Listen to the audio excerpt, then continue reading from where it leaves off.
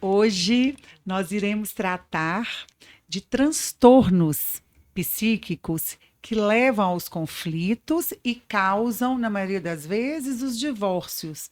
Estamos aqui com a doutora Rejane, psicóloga, psicanalista. Estamos também aqui com a doutora Alexandra Clara, especialista em direito de família.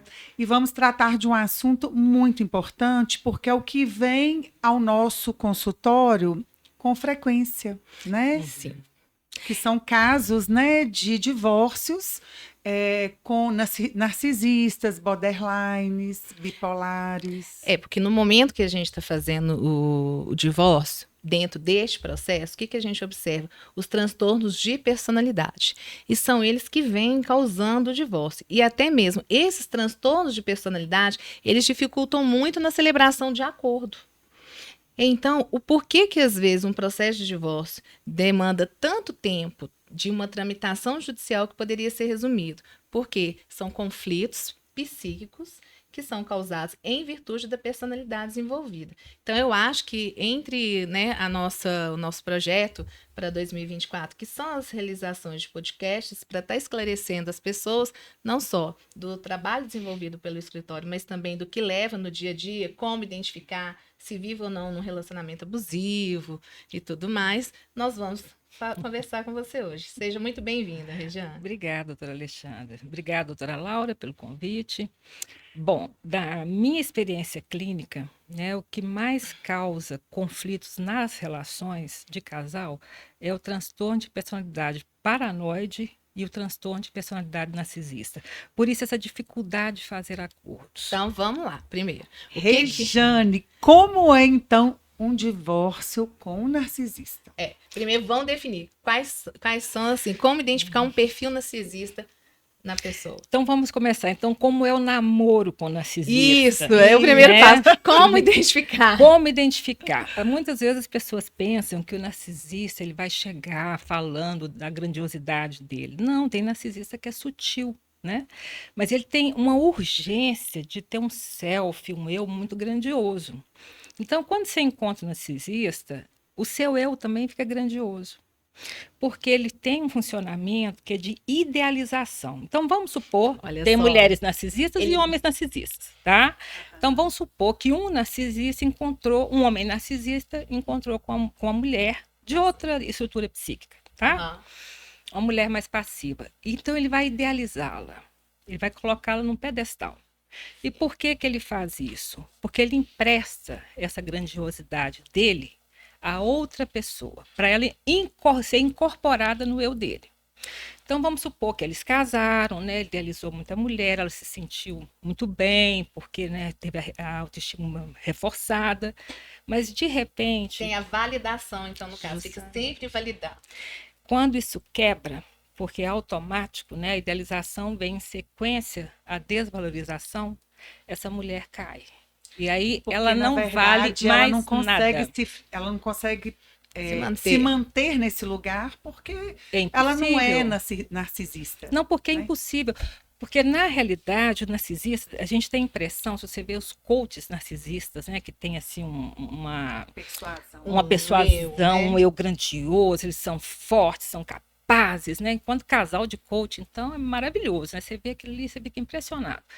Muitas vezes, né, esse narcisismo que aparece, essa autoestima elevada, ela está encobrindo uma ausência radical de amor próprio. Entendeu? Então, a criança... Já identificamos vários, assim. Vários casos. Como é que forma o narcisista? Né? Principalmente entre coaches, tá? Eu só vi alguns, não conheço pessoalmente, né? Só vi por vídeos. Mas o narcisista, na realidade, ele tem uma falta de amor próprio radical, porque ele não teve esse reconhecimento na infância. Então, ele cria um falso eu grandioso. Então, a urgência dele é preservar esse eu. Então, o que ele tem muito medo no caso do divórcio? De ser humilhado, de ser envergonhado. Ele não está sofrendo tanto por causa do abandono, do pedido de divórcio, porque o outro vai embora. Né? Não, igual... Né, os neuróticos fazem, sofrem. A questão é a imagem dele. A questão é a imagem dele. Então, a separação vai ser um inferno. Ele não vai facilitar, porque ele vai se vingar daquela mulher que ele idealizou e depois ela caiu. ela foi desqualificada. Ou vice-versa, né? A mulher também pode entrar nessa posição. Porque o mecanismo de defesa do narcisista é a idealização, a A desqualificação pessoa e essa narcisista, grandiosidade do eu, né? E ele tem uma inveja primitiva também, sabe? Assim, o que move o narcisista também é a inveja. Então, Olha, quando o isso é outro vai interessante, embora, essa tinha questão da observado. inveja também. Não porque sabia. a inveja- inveja gera uma competição, não gera? Ou não? no caso do narcisista, gera uma ameaça. Ele sente a inveja, ele quer destruir aquele objeto que ele Ele inveja. se sente ameaçado E se for a ex-mulher e o ex-marido, né, ele vai fazer de tudo para para destruir. destruir. Então, toda pessoa narcisista, ela acaba sendo invejosa. Sim, a inveja é primitiva. E quando junta dois narcisistas, são duas invejas primitivas. Né? Então, aí E- que não resolve mesmo esse E conflito. ele não tem remorso, E ou a- ela não tem remorso, né? E há Regina? Nenhum, possibilidade. porque a preocupação não tem sentimento de culpa, né? Fala assim, não aparece o sentimento de culpa. Como isso quando está no funcionamento mais psicótico, né, doutora Laura? Porque você tem um funcionamento com a organização psicótica do narcisista e um funcionamento com a organização neurótica. Com o divórcio, ele pode estar até funcionando aqui, com defesas mais Dá uma amadurecidas. diferença para gente, Rejane, do funcionamento neurótico e E do psicótico. psicótico, na psicose, nessa organização psicótica, você usa defesas primitivas de bebezinho. Por exemplo, nós passamos pelo narcisismo, né, no desenvolvimento da nossa personalidade, que é aquela fase em que, por volta assim, dos 8 meses, você vê isso muito bonitinho no bebê, né? Assim, o eu é grandioso, tudo gira em torno dele. No princípio, Até que está começando a andar, chama mais atenção. quando começando a andar, aí ele já está começando a ter um eu já começou a diferenciar um pouquinho ele da mãe. Antes ele é emboladinho com a mãe, então o mundo gira em torno dele. Então ele vive como uma majestade. Esse é o narcisismo primário. Então os mecanismos de defesa, o que são mecanismos de defesa? A emoção é ruim, eu sinto uma angústia muito grande, aí eu vou erguer um mecanismo de defesa para lidar com essa angústia. Então, na organização psicótica, você vai usar mecanismos de defesas primitivos. Quais são esses mecanismos? Né? Tem uma angústia de morte, então tem que lidar com isso. Então, eu corro de uma forma em que eu vou me proteger dessa angústia de morte. Eu estou funcionando aqui na base, na organização psicótica. Na organização neurótica, a gente chama de angústia de castração. Aí já não é mais angústia de morte. Aí eu tenho defesas mais amadurecidas. Aí eu tenho sentimento de culpa. Você já consegue elaborar alguma coisa. Você já consegue elaborar alguma coisa. E aí você consegue fazer um acordo. Porque na organização neurótica eu tenho sentimento de culpa, eu tenho empatia. Na organização psicótica eu não tenho empatia. Eu finjo simpatia. É uma simpatia fingida. E há possibilidade de pessoas narcisistas, então, se relacionarem entre si? Por exemplo, a gente está falando da fase do namoro, que a gente ainda nem chegou no divórcio, né? Nem teve casamento ainda. Então, uma pessoa narcisista consegue identificar o outro narcisista? Não, né? Olha, vai ser um espelho, né? Vai ser um espelho.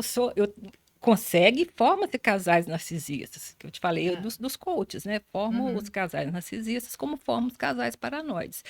E aí é uma distorção da realidade conjunta, né? Dos dois, porque os dois são grandiosos. Né? E se dão muito bem profissionalmente. Né? Enquanto não existe nenhum estressor, nenhum trauma, esse casal vai muito bem.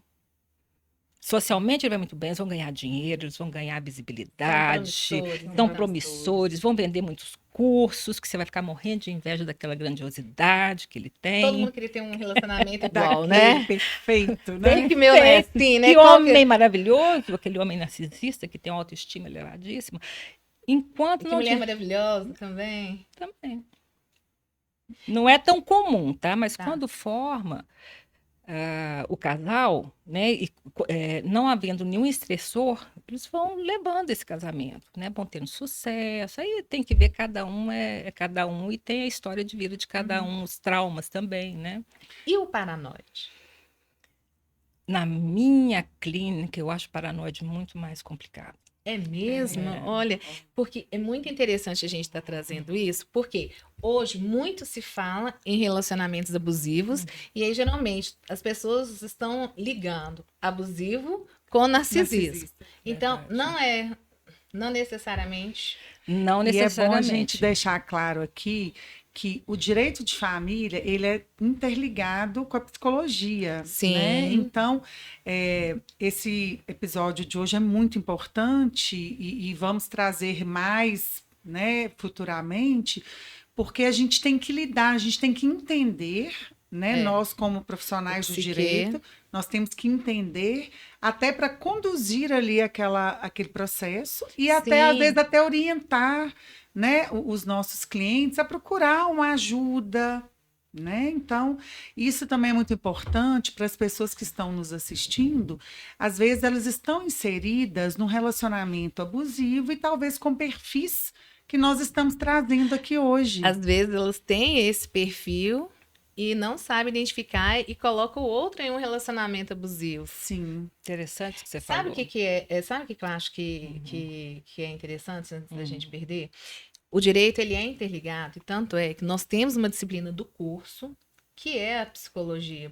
Para o aluno de direito, ele é obrigado a fazer uma disciplina obrigatória do curso, porque a gente tem que desenvolver isso. E eu leciono teoria geral do processo. E logo no primeiro, segundo dia de aula, eu sempre falo qual é o primeiro conflito que a gente vive. Porque o que vem a ser um processo? São resoluções de conflitos. Qual é o primeiro conflito que a gente Com a vive? mãe. Aí todo mundo, eu falei, não, o primeiro conflito que a gente vive é com a gente mesmo. Você tem vários conflitos internos que você não consegue Com a sua exteriorizar. mãe e seu pai internalizado. Exatamente. É. Então, que se você é uma pessoa bem resolvida, então você não consegue processar. Então, é muito importante a gente estar tratando disso. Com certeza. Então, vamos voltar aqui esse ponto, que eu acho que é importante a gente demonstrar, porque geralmente as pessoas estão nesse podcast em casa, às vezes são abusadores e não têm essa consciência. Então, vamos estabelecer sim o ponto. Você falou que o paranoide, dentro lá da sua clínica, você acha que é o ponto mais, assim, delicado. Por quê? Por quê? Né? Apesar de falar muito do narcisista, né? O paranoide ele tem semelhanças nos mecanismos de defesa, com uma diferença. Né? Se no narcisista tem inveja, né? O que vai ter no paranoide? Né? O narcisista vai usar a idealização. Né? Idealização, desvalorização, mecanismo de defesa dele. No paranoide vai ser a projeção, a identificação projetiva. E o que é isso? Né? Porque a gente define essas patologias, essas psicopatologias, de acordo com as emoções e com as defesas. Sim. É por isso que é um pouquinho complicado. Mas você percebe, por exemplo, no transtorno paranoide, essa identificação de uma maneira muito fácil. Eu vou criar um exemplo, tá? Uhum. Vou criar um exemplo para não trazer Hipotético. Vamos supor que você tem um vizinho paranoide.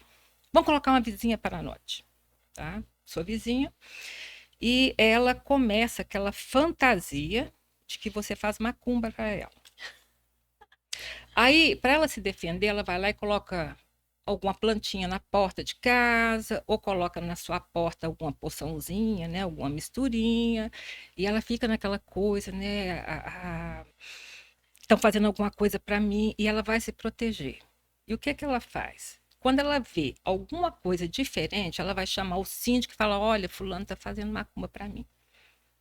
Aí o fulano vai ficar muito bravo, porque ele está sendo acusado injustamente de algo que ele não fez. E vai acabar agredindo essa pessoa. Vai na casa dele e vai falar, olha, como é que você fala que eu estou fazendo macumba para você? É um absurdo você falar isso. Aí sim, ela vai ver o outro completamente desorganizado e desregulado. Aí ela pensa, nossa, eu não falei que ele era mau? Como ele falou comigo, isso é identificação projetiva. Eu coloco aquilo que é ruim em mim no outro. Rejane, então agora estou assustadíssima, porque esse tipo paranoide a gente lida sempre. Todos os dias. Diariamente. E agora, só que ninguém sabe. Agora eu fiquei Depende assustada. também, tem grau, não tem? Tem grau, tem. É isso que eu ia falar, tem grau. Tem grau. É. Porque falar de vizinho... Não, tô falando de vizinho para não falar de mulher, de marido, né? Então, tem grau. Tem leve, moderado e grave. né? Então, quando funciona na organização psicótica, que é o que nós falamos no Mas princípio, e num aí é grave. relacionamento? Vamos trazer um exemplo aqui. No Do relacionamento como é que paranoide, como é que aparece? Qual é o perfil? Isso. Porque É facilmente sedutor também? Porque eu acho o narcisista também. extremamente sedutor. Ele é sedutor também, né? O narcisista tem um eu grandioso. E o paranoide também tem essa infatuação do eu. Só que para ele não está tão preocupado em mostrar a grandiosidade, não. Tá? Ele está preocupado Ele em é mais ser contido. traído. Ele é mais não, contido. Ele é mais contido. Ele não quer ser traído. Ele tem medo da traição. Ele tem uma desconfiança. Ele tem uma desconfiança de base. E ele também não tem nada ruim nele. O outro é que tem as coisas ruins. Então, vamos supor que ele tem um conflito com a sexualidade, ou com a homossexualidade, que é o comum. Aí ele vai projetar da seguinte forma. Ele sai com a mulher, né? E aí ele acha que ela olhou para outro homem de uma forma diferente. Ele viu ela olhar para ele de uma forma diferente. Aí quando a mulher chega, ele fala, você olhou para ele com desejo. Você olhou para ele com desejo. Você não estava nem pensando, você nem viu esse homem. Isso é um exemplo. Isso é uma base paranoide. Então é comum. Por que é comum? Porque nós passamos por essa fase também esquizo-paranoide na infância. Então a gente visita esses lugares. Você fica paranoide. Paranoide. Você fica paranoide. Ele mostrando os homens. Ele fala assim: para de olhar, você não me respeita. É ele que estava olhando. Aquele homem lá, você olhou para ele, não para de olhar para você. Eu falei, gente, mas eu não tô nem vendo. Por fim, aí querendo ou não, realmente o que você falou é verdade. Aí surge o desrespeito. Isso. Porque uma vez ele me irritava tanto que eu falei, deixa eu ver se ele é mais bonito que você. Te induz, né? Te induz até a olhar. te chamar a atenção. Então, Regiane, o paranoide, ele tem uma baixa estima. Não necessariamente. Não, né? ele tem uma baixa, porque, como eu te falei, o amor próprio do narcisista não tem também, né? É zero, apesar. Também não tem amor. Também não tem amor próprio, o paranoide também mas não. ele engana mais, né? Porque o narcisista engana mais. Porque ele tem é aquela sensação de grandiosidade. Ele tem a sensação, ele vende a sensação de que o amor próprio dele é ser o máximo, Isso né? mesmo. O paranoide não. O paranoide ele já não. é mais frágil. Ele já é mais frágil. Ele pode se tornar agressivo quando ele está ameaçado. Aí tem vários exemplos de... Não sei se vocês lembram daquele... Eu acho que eu posso falar daquele rapaz que xingou um entregador de iFood. Tem mais tempo isso, eu não né? lembro desse caso. Ele fala com o rapaz assim, você tem inveja de mim? Olha o condomínio que eu moro. Entendeu? O rapaz, coitadinho, ele não estava entendendo nada. Não foi aqui em Minas. Foi fora de Minas. Acho que foi fora de Minas, eu vi na televisão. Então, o paranoide, num estado mais grave, ele vai te acusar de ter a inveja também que ele tem, né? Ele também é invejoso. Entendeu? Ele também é invejoso. São muito parecidos. Então, são traços de insegurança, né? São traços de pessoas que teve carência no desenvolvimento da subjetividade. Carência principalmente com a relação com a mãe, de cuidado. Sabe? A criança precisa do reconhecimento de um olhar, né, da mãe aprovando ela. E como que é isso, esse olhar da mãe? Que começa, então, na primeira infância, segunda infância, como que faz? Te dar um exemplo. Você está lá trabalhando ou vendo, né, agora no celular, alguma notícia, e chega uma criança pequenininha, de seus 3 aninhos, com um desenho que ela fez, uma bolinha, uma coisinha boba, né? Ela fala assim, aqui, mamãe, que eu fiz para você. Aí você fala assim, não, depois eu vejo isso. Não dá a menor importância. Mas tem que ser uma repetição. É claro que se você fizer isso uma vez, não vai ter tanto significado. Né? Então, a mãe está ali do lado, mas ela não está dando valor. Ela está olhando outras coisas. Então, aquele olhar amoroso de reconhecimento do outro não acontece. Aí, o que acontece? A criança não sente esse amor. Aí, ela cria um falso eu para agradar o outro. Ô, Regiane, você já tem muito tempo que atua profissionalmente. Você acha que esse número de narcisistas, paranoides, eles estão dessas novas gerações? Ou isso sempre existiu? Sempre existiu, mas eu acho que com a mudança da sociedade, né, assim, Sim, tem os aumentado valores, muito, né? A sociedade ela é muito narcisista, né? Muito voltada por narcisismo. Sim. Então, isso influencia, sim. Claro que influencia. Principalmente nessa questão assim, do consumo. Isso. E do eu dou conta, eu tenho que dar conta de tudo. O que você acha que agora né? vem uma outra Sim. coisa? O que você acha? E as redes sociais É isso que eu ia falar. também, Qual a né, importância gente? das redes sociais em razão disso? Para destruir a autoestima ou para elevar a autoestima? Os dois. O que significa? Olha, se você não tiver um narcisismo de base, equilibrado, você nem vai poder ter rede social. Entendeu? Por quê? Porque vai ter haters que vão te Vai atacar te se dar uma você angústia, aparecer, né? De vai ver te ali dar uma uma realidade angústia. que às vezes você queria ter, né? E uma competição muito E uma grande. Que na realidade nas redes sociais também você mostra aquilo que você quer. Você não mostra a sua realidade vivenciada, né? Não, Você mostra mostra o que uma você ilusão. Vamos quer. supor masoquista, né? Que você vai colocar lá uma É. tragédia, né? O que aconteceu comigo de Mas horrível. eu tenho algumas pessoas que eu vejo que só postam Histérica. tragédia. Depende do perfil de personalidade. Agora vamos lá. Então, assim, dois perfis que a gente tem no momento de fazer o divórcio, que é complicado, são os narcisistas e os paranoicos. Eu não falei como é que é o divórcio. Né? E como que funciona a questão do divórcio? Divórcio, imagina, você casou com um anjo de luz, no caso do narcisismo, né? Você casou com uma pessoa maravilhosa, que te fortalece, que você se sente grande do lado dele. E na separação, você vai dar de cara com Lúcifer, porque ele vai ser o demônio. Ele não vai te deixar. Gente, isso não é durante a separação, não, é pro resto da vida. Ainda mais se tiver Ele, filhos em se comum. tiver filhos em comum, ele vai usar terceiros, ele vai usar a segunda Vai fazer mulher, alienação parental. vai fazer alienação parental. E vice-versa, a mulher também faz isso, né? Faz. Tem mulheres narcisistas Faz. também.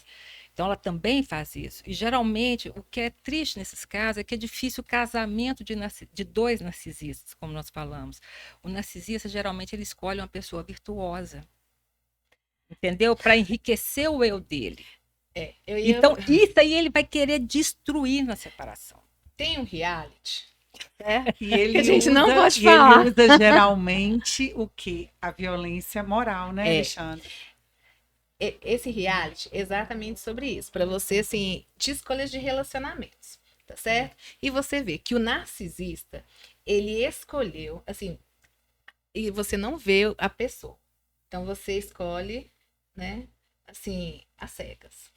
E aí, ele escolheu a mulher mais virtuosa em termos de religião, de valores e tudo, que se apaixona por ele. Então, isso que você falou do narcisista com a virtuosa, realmente.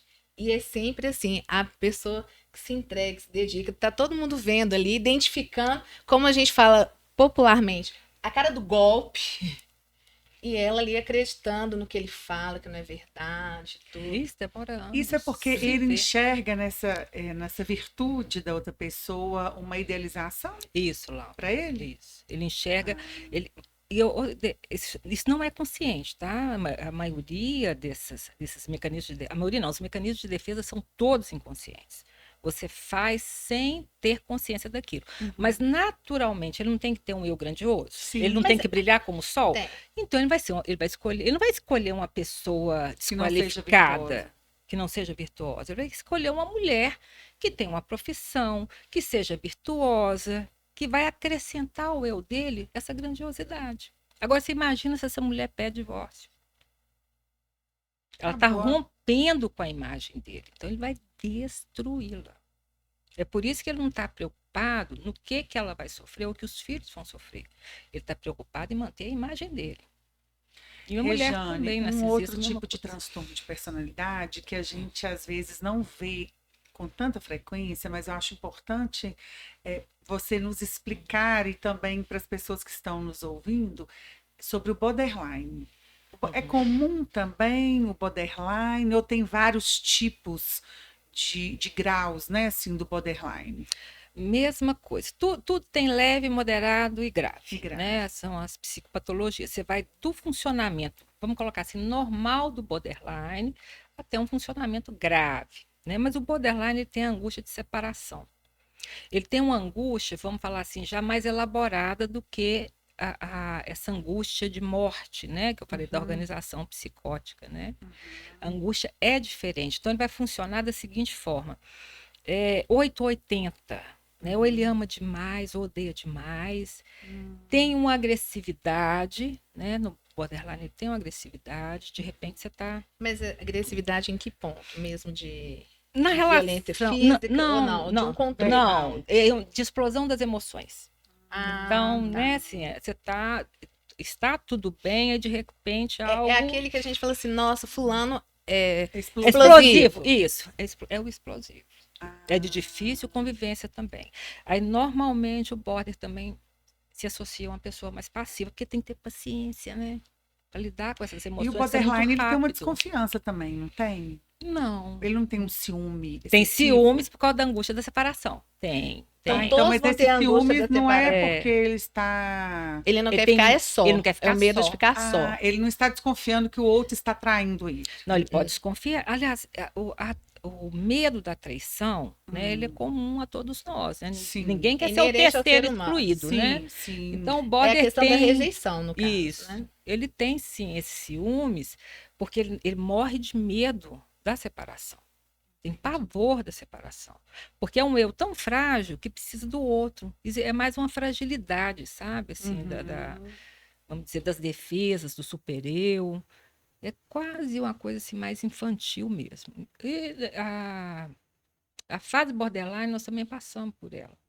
Se você encontrar alguma suspeita que o outro vai embora e você ainda gosta daquela pessoa, você vai funcionar de uma maneira meio paranoide, meio borderline, sabe? É isso que eu ia perguntar. A pessoa tem uma personalidade só ou ela pode ter vários transtornos? Isso é interessante a sua pergunta, porque, na realidade, ela tem uma estrutura de personalidade padrão. Né? Então, ou ela é histérica, ou ela é obsessiva, ou ela é narcisista, né? Ou ela é borderline. Então, ela tem um modo de funcionamento. Mas ela pode flutuar nessas organizações, que vai da psicose à neurose, e tem um borderline no meio. Eu não ia nem falar dessa organização borderline para não complicar muito. Mas então a pessoa que tem toque está no campo da neurose. Defesas mais maduras, né? A pessoa tem sentimento de culpa, tem empatia, fica fácil resolver os conflitos, é muito mais fácil. Por quê? Porque não tem a distorção da realidade. No narcisista, no paranoide, tem a distorção da realidade, por isso vocês não São conseguem. extremos, né? Mas você pode funcionar nessa organização neurótica, nessa organização borderline ou nessa organização psicótica. Então, tem uma pessoa de estrutura neurótica que tem toque, né, que tem um sentimento de culpa muito grande, tem tá dentro da realidade, tem uma vigilância, mas dependendo do estressor, ela pode vir funcionar na organização psicótica. Entendeu? Flutuar, mudar. Flutuar, mudar, mas a estrutura dela é essa aqui. Isso Ela não acontece- vai virar Ô, ô, ô. outra coisa. Ela vai funcionar ali de uma maneira desorganizada, mas depois ela volta. Você sabe por quê, Jane? Às vezes, quando nós estamos fazendo as sessões de conciliação para poder fazer Pode um me divórcio, de um divórcio consensual, você sai dali com um acordo praticamente amarrado, né, Laura? E aí, assim, 2 dias depois, zera tudo e vem aquela confusão toda de novo, que você falou assim, gente, Nós não acredito, volta no zero, estaca zero. Aí você vem e vai. Então, assim, você fica indo e vindo. Assim, fica 2, 3, 4, 5 meses tentando Que eu costurar ali percebo? um acordo. Quando tem uma das Muito partes que é narcisista, a gente não consegue ter uma tranquilidade. É isso que a Alexandra falou. Nós vivenciamos um caso recente, onde fizemos um acordo numa audiência de quase 4 horas. E logo após a audiência, uma semana depois, a pessoa, que no caso é a mulher, ela Com começa todas as medidas de a proteção, descumprir os acordos, né, com todas as e medidas de proteção. com todas as medidas de proteção que ela criou de vítima, ela começa a descumprir e quando ela descumpre, ela joga em cima do outro a culpa.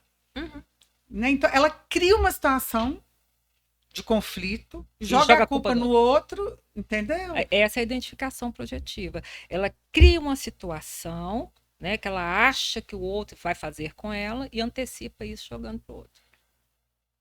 E não está muito preocupada com sofrimento, não sei se tem filhos, né? Você não está muito preocupada. Rejane, como que uma pessoa ela pode identificar durante a fase aí, vamos pôr, de namoro? Primeiro, qual a diferença entre cuidado e controle? Então, vamos a um exemplo, né? Tem um aplicativo que é para saber aonde que os filhos estão através do celular. Isso aí é um cuidado. Então, você tem filhos menor, né, menor de idade, que está numa festinha, ou vai para algum sítio. Então, pelo celular ali, você sabe onde está aquela criança, aquele adolescente. E aí isso te traz um conforto. Isso é cuidado. Agora, se eu uso esse mesmo aplicativo para o meu marido, para vigiar os passos dele. Então, por exemplo, ele fala que vai jogar tênis. Só que ele não vai na quadra que a gente tem costume de jogar. Ele vai em outra quadra, mas não me avisa. Aí quando ele chega em casa, eu pergunto: mas você falou que ia jogar tênis, você não estava na quadra tal. Ele fala: não, porque eu fui em outra, fui convidado. E tem que justificar os passos dele. Isso é controle. Então tem uma diferença muito grande. E o outro que está sendo controlado, ele sente esse aprisionamento. Ele sente culpa? Quem está controlando? Não, o que é controlado às vezes? Sente, porque ele pode achar, aí é complicado, mas ele pode achar que a culpa é dele, que ele não. Então, se for um paranoide do lado de cá, né, que está fazendo essa identificação projetiva, você vai ficar o tempo todo querendo comprovar que você é fiel, que você não vai trair, mas não adianta. Que você nunca fez nada para merecer Não aquilo, adianta, né? não adianta. Aí você pode desconfiar, falar: não, aí tem um transtorno paranoide, porque eu sou fiel, não fiz nada errado, não traí ninguém. Você quer ver um exemplo? Você casou com um exemplo de paranoide. Você está lá, casou direitinho, bonitinho, ele vai e resolve trazer de volta um ex-namorado que você teve há 15 anos atrás. Que por um acaso você passou e ele viu a pessoa na rua, aí ele traz de volta, aí ele começa a te perguntar: mas você encontrou com fulano de tal? O que você sentiu? Você ainda gosta dele? O que Foi você... tenso? O que Coisa que você não significou? está nem lembrando. Por que você terminou? Ou então ele acha uma foto que você tirou há 20 anos atrás, na sua adolescência, E entendeu? que é natural a gente guardar. Que é nós, né, natural todo você mundo- guardar, aí vem aquela desconfiança. Não. Então, tudo você falou uma coisa interessante, porque a vítima do paranoide, ela fica justificando, né, que E ela ela acaba é se sentindo fiel. culpada, né? E ela não, e ela vai ficando cada vez mais aprisionada ali. E Porque sempre é muito. Eu falo assim: as coisas não vêm prontas, assim, destacadas. Elas é subliminar, né? Mas onde é Não, que você foi? você sabe O que você estava fazendo?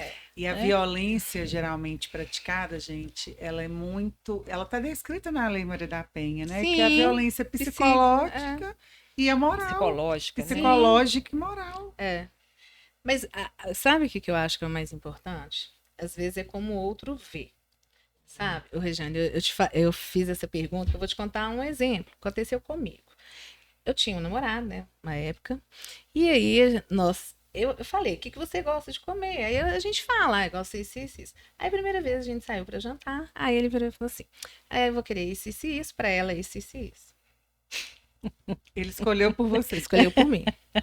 Falei Seu assim, namorado? Aí já acendeu a lanterninha, né? A não, luzinha. aí eu virei e falei assim: tá, vamos ver. Aí a Tá segunda vez. tá sendo carinhoso comigo, Isso, né? tá Escolhendo dando comigo. Mas é é. interessante, que eu vou te contar o desfecho. Aí a segunda vez, né, saímos para jantar e tal, e para ela, isso. Porque eu gosto assim, à noite, geralmente, assim, um peixe, salmão, né, tilápia e tal. Aí eu falei: tá. Aí da terceira vez, eu falei assim: é hoje que eu vejo. Aí ele virou e falou, eu falei assim: não vou querer isso não. Hoje eu quero uma picanha. Ele virou e fez assim: o quê? Ele não gostou de ser contrariado. Uhum, Abusivo. uhum. Ele estava exercendo, assim, Um controle. né, um controle ali. No primeiro. Aí eu contando isso para as minhas alunas, que assim, são novos e tudo, que a gente tem que ter muito cuidado, porque um excelente namorado, extremamente assim, carinhoso, sedutor, tananã, tananã, tananã. Mas aí eu não sei qual que é o Controlador. perfil dele, se é narcisista, o que que é, né? Aí eu virei, aí uma aluna falou assim: ai, prof, que lindo, ele é tão cuidadoso. Eu falei: cuidadoso não. Ele definia o que eu iria comer, só porque uma vez, a gente conversando, eu falei que à noite eu gostava de comer peixes, mas não significa que toda noite. Que toda. Que você Entendeu? tem, cada E eu também dia tenho você o tem direito a mesma de. vontade, Não, né? tenho o direito de escolher e tudo. Aí eu virei e falei assim: olha como as coisas são. Então, às vezes a pessoa, assim, pra mim, eu entendi como controle, pra ela era cuidado. Mas você entendeu que era controle quando foi da terceira vez. Não, E é isso desde a mesmo. primeira acendeu a É? lanterninha. Ah, tá. Não, desde a primeira eu falei assim, não, desde a primeira eu falei Você assim, eu quis já não testar, gostei. Eu né? falei assim, vou dar, vamos ver a segunda vez se isso foi só. Aí a segunda vez eu falei, tá. Falei assim, da terceira eu vou contrariar pra ver. Significa que você não é uma pessoa passiva, viu, doutora Alexandra? Não, eu acho que Não, não e tem forma alguma. e tem um narcisismo equilibrado, porque uma pessoa que é passiva, dependente, ela vai falar, ai, que maravilha, ele escolheu para mim. Né? E você vai causar arrepios, porque você tem sua individualidade, você tem a sua personalidade. Né? Mas tem gente doidinha para que alguém carregue, né? Carregue o meu desejo, escolha por mim, né? É. Então, você perceber isso, mas também você lida, né, muito com Não, isso, mas eu né? falo que assim, é complicado. É exatamente Eu isso. Por a acho gente que é uma lidar. maturidade. E aí a gente quer que faz- repassar, às vezes, assim, num grupo de alunos e tudo, explicar.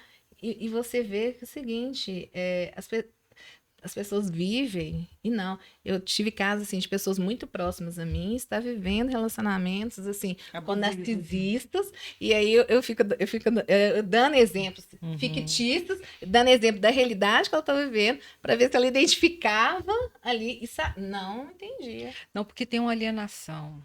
Pois é, como que surge essa alienação? Tem uma alienação, se demora muito tempo, porque tem um amor envolvido, né?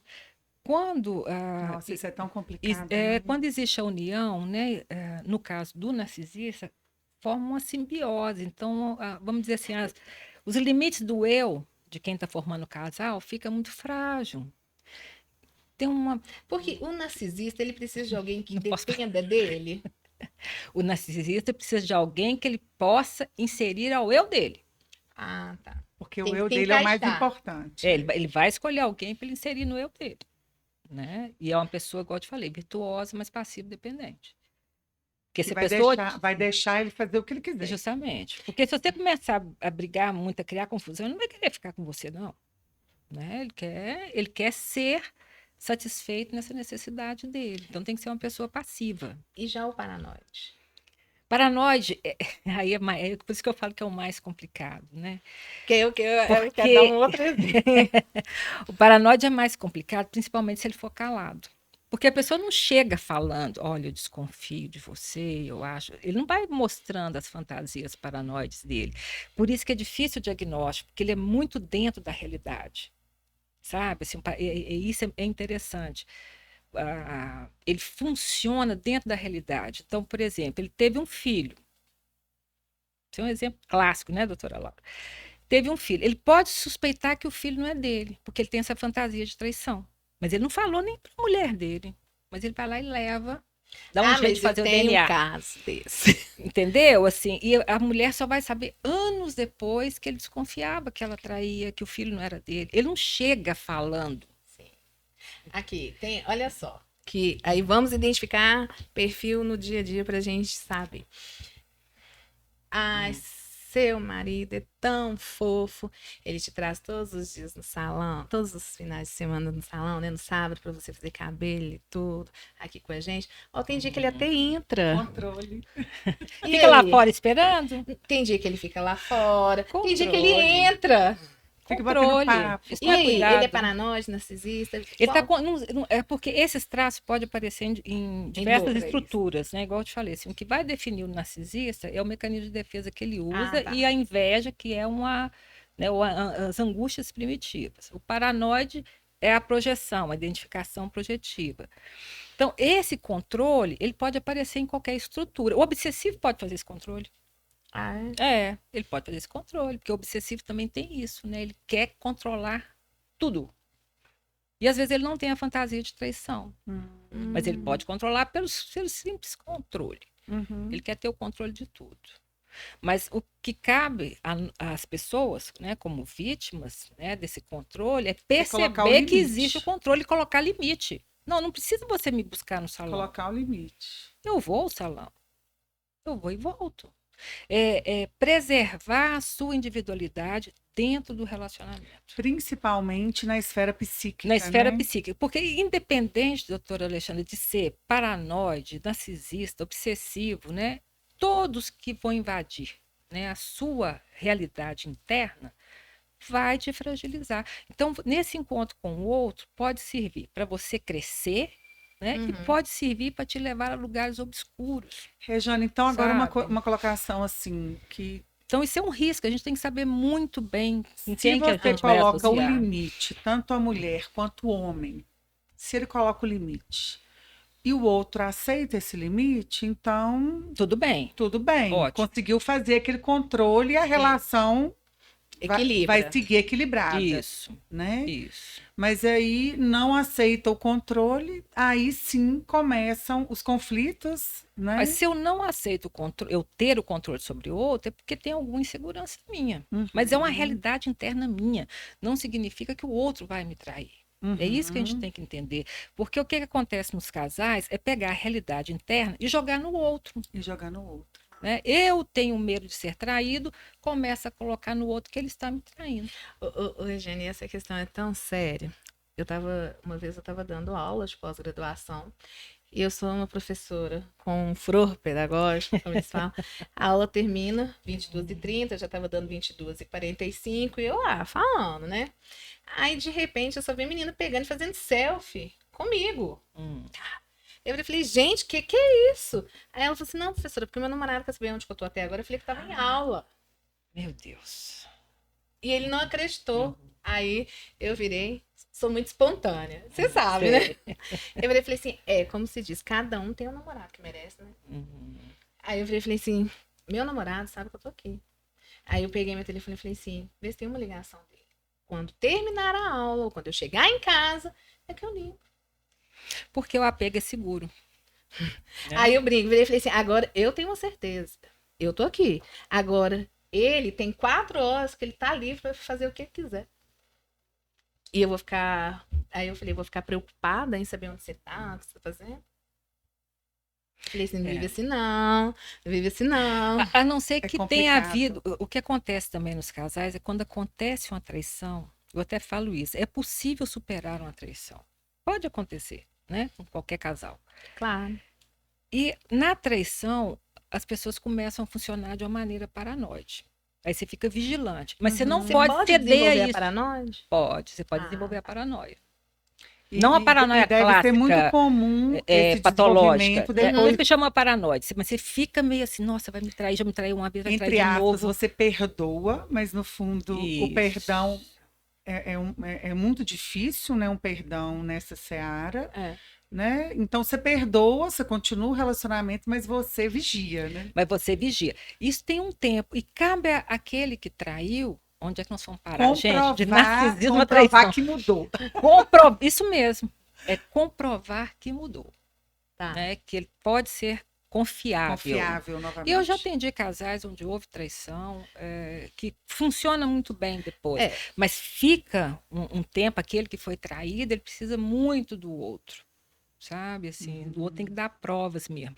Mas depois passa. Agora, a pessoa com transtorno paranoide, por mais que você dê provas, Ela não vai, passa, nunca, Você nunca. nem precisa trair, que ela vai. Aliás, você não precisa trair. Então, aí agora vamos lá, né? Como fazer? Como nós, advogados, vamos identificar as pessoas no momento que chegam lá para aquela consulta ali, o casal, para a gente fazer o divórcio, identificar o perfil, os Ou então, transtornos às ali vezes, existentes. até mesmo um cliente que nos procura, né? Que às vezes ele tem o transtorno ou ela tem o transtorno. Verdade. Primeira coisa é como é que essa pessoa se apresenta. O que é que você sente com a presença dela? Você se sente ameaçado? Você se sente tranquilo? Por exemplo, o paranoide, a gente sente um pouquinho de medo, né? Quando ele está muito desorganizado. E chega com uma certa ameaça, né? O obsessivo, você pode pensar assim também, em controle. Então, tem uns comportamentos que são típicos de determinada estrutura. Vocês também não vão fazer diagnóstico diferencial. O que vocês estão preocupadas é ver se existe alguma psicopatologia que está interferindo ali naquele processo, não é isso? Então, a primeira coisa é o que essa pessoa te causa. Né? Ele se apresenta de uma maneira grandiosa, se apresenta com controle onipotente, se apresenta... Ou muito frágil, deprimido. Acontece também, né? Muito vítima. Não, vitimização é para as mulheres, né? Os homens não se apresentam. Tá tendo muito. Tá tendo? Muito. Então tá. Então você apresenta. Porque eu falo assim, no casal não existe mocinho nem bandido, né? Não. Não. Então tem Em relacionamento. né? não existe, mas tem ali uma configuração do casal. Para se proteger, por exemplo, das mentiras, que existem as mentiras, né? E o narcisista e o paranoide, ele vai mentir. Mas nem é porque ele quer mentir, não. Ele vai mentir para proteger o eu dele. E ele acredita na mentira dele? Acredita. Isso é que é o Ele pior. acredita que a mentira é a verdade. É a verdade E dele. o que aconteceu? O que aconteceu? Não, E louca gente, somos nós. esse é o Você problema. quer... Vou te dar um outro exemplo. É da nossa vida, né, doutora Alexandra? Vou te dar um exemplo clássico que provavelmente vocês tiveram no escritório, né? Tenho certeza que vocês tiveram. O ex-marido fala assim: não, pode ir lá fazer a matrícula do seu filho, que eu não tenho tempo de fazer a matrícula. Vamos supor que a matrícula da escola seja a responsabilidade dele, ficou isso no divórcio, né? Ele vai cuidar dos estudos, do plano de saúde, blá, blá, blá, blá. Mas ele viajou, então ele fala com a mulher, com essa mulher assim: pode ir lá fazer a matrícula, que eu vou pagar. Aí ele manda o dinheiro, inclusive, da matrícula, e ele era o responsável financeiro a vida inteira. Vai a bobinha da ex-mulher e assina lá. Né? Ela faz a matrícula confiando que ele vai pagar as mensalidades. Ele não vai pagar. Quando ela fazer Mas ela assinou. Quando ela vai conversar com ele, ele fala assim: não, mas isso não aconteceu dessa forma. Não é do jeito que você está falando, de forma alguma. Então, ele acredita nessa história. Isso é que é complicado. É melhor nem confrontar. E como é que você vai sabe? desconstruir algo que a pessoa cria Isso. e acredita, né? É complicado, É né? complicado. Se você não tem uma prova ali por escrito, um Não tem WhatsApp, um e-mail, né? Você quer ver outra coisa, Laura? Chega um casal para fazer um divórcio no seu escritório. E os dois estão muito felizes. É normal ter um afeto de felicidade numa separação? Eu já atendi casos assim, mas são muito poucos. Eu já tive Mas dois é difícil, casais que né? divorciaram, passou um tempo se casaram de novo. Ah, não, isso é comum, É. esse retorno, né? Eu acho Mas que eu eu tive falo assim, também uns 2 ou 3, Alexandre, É. que chegaram tão amigos, é mesmo? É. Então tá. que a gente até pergunta assim, mas por que vocês estão divorciando? Mas normalmente o que acontece na que chegou separação? muito amigo assim, eu te falo. Eles estavam divorciando. Na realidade, era um divórcio meio fake, que era para parte de patrimônio, por causa que ele era empresário, para resguardar o patrimônio da família, tananã. Na época não tinha essa questão da gente poder fazer holding, nem nada. Os casos que eu peguei, na verdade, o amor entre homem e mulher, o desejo tinha acabado, mas a amizade... Continuar. É um O casal respeito. maduro, né? A Um casal amizade, o maduro. respeito. É um casal maduro. É um casal maduro. bem maduro. Mas não é o comum, né? Não, Geralmente tem acusações, infelizmente né? não, né? Eu acho que a primeira coisa é ver se o afeto está coerente, porque a separação ela é dolorosa. Sim. Então, se é a separação de fato, né? Sim. Tem uma tristeza por aquela perda, mesmo que você não gosta mais da pessoa, né? Mas você vai perder uma família, né? Uma casa. Você vai mudar, né? Você vai a mudar. sua realidade. Isso. Tanto é que a gente fala, a ação de divórcio ela tem uma natureza, né, constitutiva. Vai alterar a relação alterar. jurídica. Então, A relação jurídica, porque vai tem alterar que ter um luto. de fato. Isso, mas Sim, tem que ter um luto daquela Tem, relação e tem. cada um continua a sua vida. Sim, Então, chegar numa mania, você me perguntou do bipolar, né? Pode acontecer isso também, né? Numa situação que é para ter um sentimento de tristeza e perda do outro, né? Tem uma elevação do humor. Aí você já acha estranho, a pessoa está muito alegre. Separou hoje, na semana que vem tá lá com a taça de vinho, com outra pessoa, já Fazendo marcando festa. casamento, fazendo festa, casa rápido, 2, 3 meses depois que separou. Então, vocês têm que ficar antenados. Isso não é normal, né? Não é normal, é uma negação da realidade. Isso sim. acontece. Aí- A não ser que já estivesse num casamento já falido há alguns anos, né? Ah, é Sei, diferente. né? Não, mas Aí, mesmo já assim é separou, diferente. né? mesmo assim. E isso não é muito Porque comum vai pra alterar. mulher também, não. Porque a mulher, ela costuma vivenciar o luto, às vezes, um tempinho maior que o homem, né? O homem geralmente casa mais rápido, né? Mas isso também é muito relativo, Rejane. É porque a gente relativo. atende Tá tudo muito muitos relativo. homens que também Estou sofrendo. estão sofrendo, que passam pelo luto e que a perversidade está na ex-mulher. Aí essa mulher, né? É muito Acontece. complicado. Esse que a gente acabou de falar, Sim. cheio das medidas protetivas, que a gente, esse aí tem até a dúvida se realmente existiu ou se foi criado, né? Sim. Toda uma situação. Ah, cria muito, né? A mulher, quando ela está nessa posição e ela não quer perder, que eu acho muito triste, eu já atendi, já tem muitos anos atrás, um rapaz que foi acusado de abuso sexual. Isso aí é grave. É grave. Né, da filha. A filhinha tinha, na época, uns 4, 5 anos. Eu nem conhecia vocês, tem muitos anos. E ela foi embora, foi para outro estado, e ele perdeu completamente. Não existia lei. Nessa época não tinha lei de alienação. Mas não existia nessa época. São falsas acusações de abuso, falsas acusações. Né? E ele teve que trabalhar o luto da filha. Olha, você perdeu sua filha, acabou. Não tem mais retorno, né? Ficar 5, 6 anos sem ver a criança. E quem me indicou na época foi uma pessoa da família, sabe? E me contou. Também a gente tem que fazer uma certa investigação, né? Para ver se realmente é verdade. Mas é interessante que você falou que, assim, como que nós, né, profissionais do direito, vamos identificar um cliente quando chega, se tem ou não transtornos de personalidade. Assim, eu atendo muito, né? Não só no escritório, mas também atendo em uma outra instituição, em razão de... voltado para a população economicamente sem ter recursos, né? E, Regiane, eu já tive cada perfil que, assim... E eu chamo os alunos e peço, assim, para que eles tenham muito respeito quando a gente identifica que a pessoa tem transtorno, aí é um transtorno psiquiátrico que eu não sei ali diagnosticar, mas que a gente tenha o respeito de atendê-lo, dar uma orientação jurídica correta, mesmo sabendo que o caso complexo, que o caso não existe. Não tem solução. Não existe. Mas a gente tem que dar. Entendeu? Uma solução. A pessoa cria um caso. Mas a gente tem que dar uma resposta. E o que você acha, assim, como agir neste caso? Dá um encaminhamento, psiquiátrico e psicológico. Dia 1º agora eu faço 23 anos de docência. 26, aí entregando a idade. Não entrega, não.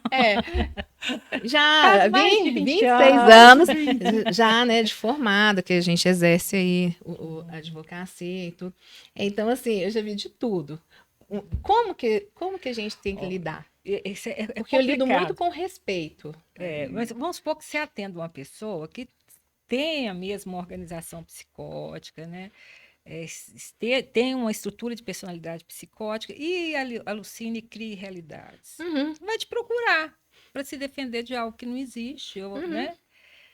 Você mostrar para ele a realidade não vai fazer a menor diferença, vai fazer ele ficar com raiva de você. Né? Porque ele está num outro mundo. Então, se ele criou aquela situação, se desconfia que ele criou aquela situação, dá prosseguimento ao processo dele. Vou te contar um que eu conto para os meus alunos. Dá prosseguimento. Aqui, olha o que aconteceu. Você está um pouquinho tenso, procura um psicólogo, um psiquiatra. Olha só, psiquiatra, talvez uma medicação, assim, a princípio, ajude, né, a tirar a pessoa daquele mundo. Isso aconteceu já tem muitos anos. O rapaz chegou para ser atendido, estava lá o grupo de alunos e tudo comigo. Aí eu falei, pois não, que você quer, doutora, que eu tenho para falar? É algo muito sério. Eu falei assim, pois não, é confidencial. Eu falei, nós estamos aqui, a gente trabalha com sigilo, confidencialidade e tal. Ele falou assim, então tá, os marcianos vão invadir a Terra.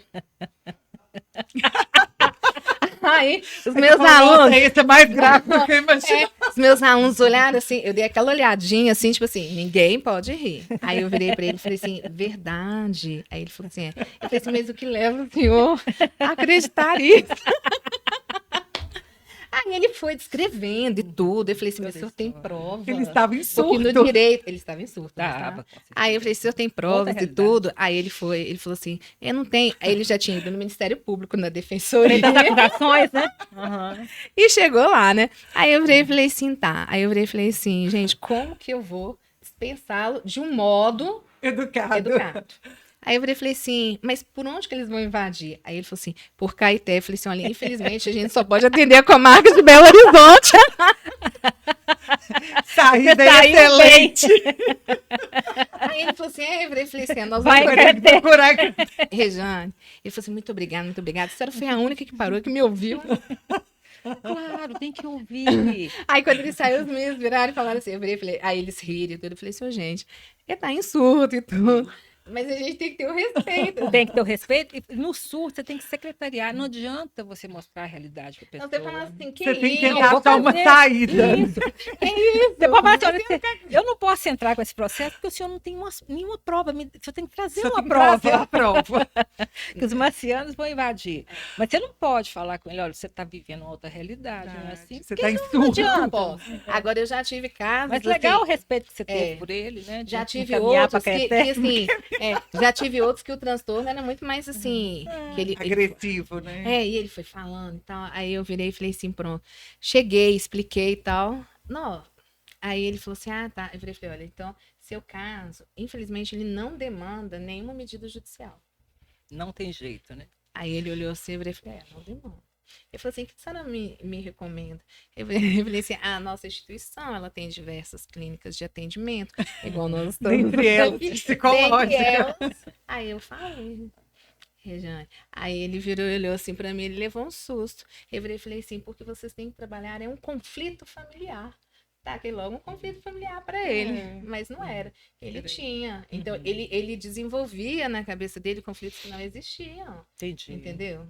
Ela dá PUC esse atendimento, né? Uhum. Rejane, e quem se identifica numa situação de abuso, de violência, por estar talvez lidando com alguém com um transtorno desse, né?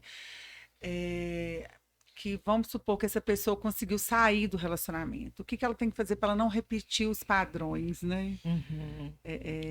Para não escolher outro, Para não paranoide. escolher outro, outro ou ele não narcisista. escolher outra, Ou né? ele não escolher outra, né? É complicado, né? Primeira coisa, né? A pessoa tem que investir, que eu falo assim, e daí tá uma indicação realmente para psicoterapia, né? Porque você sai do relacionamento, da separação, com o eu muito fragilizado. Então, pode ser que a primeira pessoa que você encontre, você já queira ficar. Porque está tão fragilizado, foi tão machucado ou machucada, que rapidamente quer encontrar outra pessoa para sanar essa angústia. E talvez o mais importante seja a pessoa se curar, fazer o luto mesmo dessa relação, revendo tudo o que aconteceu, né? O que era dele, o que era dela. É Né? importante curar as feridas internas. Curar as feridas internas. Muitas coisas são colocadas, né, como sendo suas e na realidade não são. Desistir do pedido de desculpas, que não vai acontecer. Né? Às vezes isso acontece muito, né? Aquele que foi ferido, esperar o reconhecimento do ex ou da ex, né, as maldades que fez, né, com a pessoa. Não vai acontecer. Não vai arrepender. Ou deu um prejuízo financeiro, porque fica aquela expectativa de que o outro vai ter aquele sentimento de culpa. Às vezes tem uma mágoa, né? Ele não me pediu desculpa, ou ela não me pediu desculpa. Isso. Aí fica remoendo aquilo, ligar. Então desista disso, que não siga vai a haver vida. Não vai ver esse pedido de desculpas. O narcisismo e o paranoide tem cura? Pode melhorar. Né? Em qual sentido? Você pode trabalhar esses mecanismos de defesas, né, primitivos, e tentar amadurecer esses mecanismos através de uma relação paciente, psicoterapeuta, reparadora. Porque está lá na infância. Né? No casamento vai aparecer tudo isso que você aprendeu na relação amorosa com seus pais, irmãos. Né? Você atua isso nas relações. E a conversa foi tão boa, né, gente? Que passou rápido, tá acabando. Já. E Ai, que assim, pena. o que você poderia, então, deixar de recado, Rejane, para as pessoas, assim? Porque não existe uma pessoa que não tenha uma estrutura com alguns traços, não é isso que você quis dizer? Todos Isso. nós temos, não é isso? Nós visitamos esses lugares. Nós visitamos. Da organização psicótica, né? Demonstrar também a importância dos pais, da função, do papel de cada um. Nossa, é importantíssimo. Né? Assim, a relação Na primeira da infância mãe, é primeira muito infância. importante, né? Primeiro pra ano de vida é importantíssimo ter essa mãe que cuida, sabe? Que valoriza a criança, né? Nas escolhas dela. Porque tem uma personalidade, às vezes o filho tem uma personalidade que você não aprecia muito. Né? Diferente de você, diferente do marido. Mas você tem que né? Mas são respeitar, traços né? dele. Né? Então, aceitar essas diferenças é importante.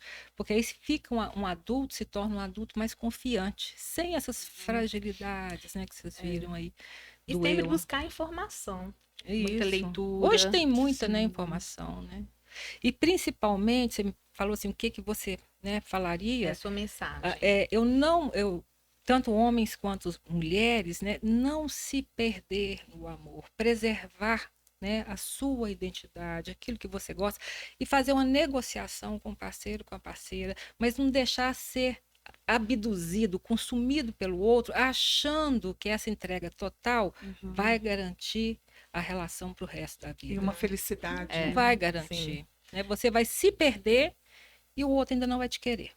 Doutora Regiane, muito obrigada. Eu que Foi agradeço o muito convite. bom, né? E em breve teremos o próximo, né, Ai, Laura? que Se bom. Deus quiser. Rejane, muito obrigada pela sua Obrigada a entrega vocês. e por ter esclarecido de forma tão objetiva, né? Essas questões que são tão Sim, sérias. sim. São muitas questões. E até o próximo, Até o né? próximo, Deus que o direito de família com a psicologia tem várias interlocuções. É um e casamento bonito, é um casamento né? Eu muito também acho. bonito. E a gente ainda vai ter outros episódios, Vamos outros assuntos muito interessantes. Vamos sim. Tchauzinho. Tá? Um Tchau, beijinho, gente. Beijo, tchau. tchau.